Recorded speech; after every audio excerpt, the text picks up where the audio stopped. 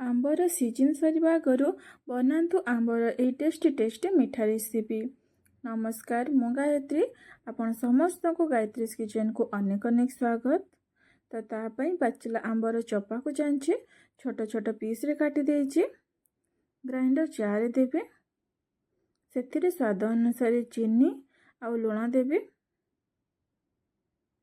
Half glass पानी दे grind करिवे। एठी मैं आंब को ग्राइंड कर दीजिए। पानी रे 1 चामच कॉर्नफ्लोर दे गोलेबे।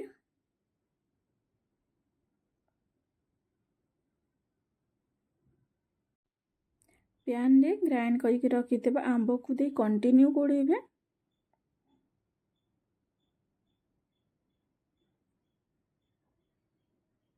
पूरा बहलिया हैला पर्यंत एमती कंटिन्यू गोलौथिबे।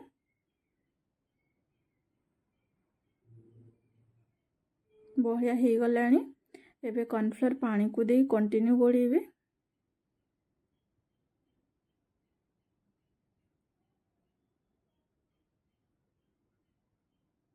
एमती 1 ରୁ 2 मिनिट गोली सारा परे फाड़े लेंबू को चिपुड़ी गोली गैस को बंद करिवे। एठी मु 2टा केक छांच नैछि, सेथिरे देबे आ रूम टेम्परेचर रे 2 ରୁ 3 घंटा रखिबे। 2 ରୁ 3 घंटा परे प्लेट को काढ़िबे। बहुत कम जिनिस रे आ बहुत सहज उपाय आंबर ए टेस्टी मीठा रेसिपी पूरा पूरी रेडी हो जाइए। वीडियो भल लगे लाइक और सब्सक्राइब कर देबे।